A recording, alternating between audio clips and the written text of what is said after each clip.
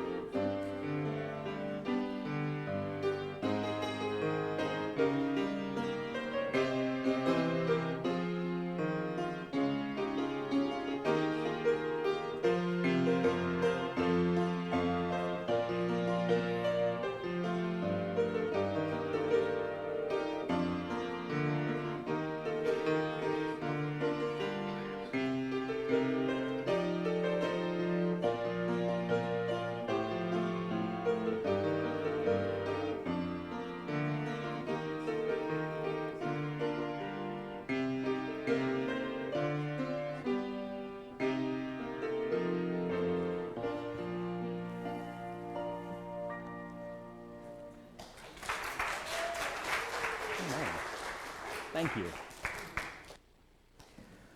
Well, at this time, wait before you go, young friends, to junior church. I know you're excited. We're about to dismiss our young friends to junior church. That's grades 1 through 6. But I want you to know you have a special guest with you this morning. You have a special guest with you this morning. You're going to get to hear all about another part of the world where she is serving the Lord as a missionary. It's going to be very exciting. How many of you can tell me where the country of Ghana is? How many of you can tell me where the country of Ghana is? All right. A lot of the adults are scared to raise their hand too. Well, you're going to get to learn about Ghana this evening in the evening service when she tells us a little bit about what's going on there. But at this time, if our young friends, grades 1 through 6, would follow our children's workers into the fellowship hall, and then Miss Hoff, if you'd travel with them, I know that they're going to have a wonderful time learning about God's work in the country of Ghana. Amen. Now that the kids are gone, seriously, how many of you have any idea where Ghana is? Okay, good. Some of you thought I was just talking to the kids. That's good. That's good. What are you living for? What are you living for? I used to live for the next thing. Before I came to Christ, whatever the next thing was, maybe it was the next vacation, the next achievement, the next purchase, the next phone, the next movie, the next game, the next book, the next album.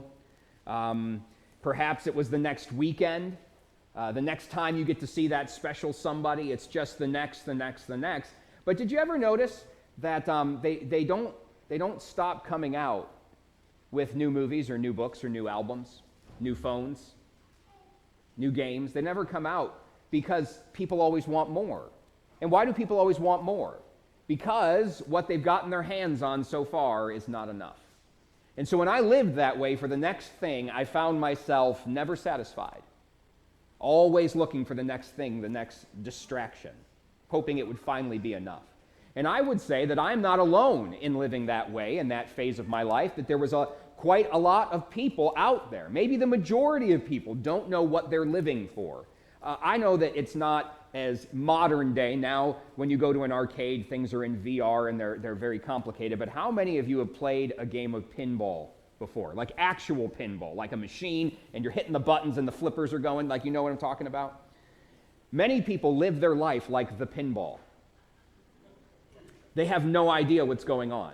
They get battered around to the lights and sounds and distractions and forces of things outside their control, and they just hope that they don't fall down the pit at the bottom of the board. That's how a lot of people live. They're just buffered by the things of life, and they're just trying to make it through. They're just trying to make it through. And I know what that feels like. You know, we build up the idea of the meaning of life to be some hard, unknowable thing where you have to, if you're going to find the meaning of life, you need to hire a Sherpa, you need to get some equipment, you need to travel up into the mountains.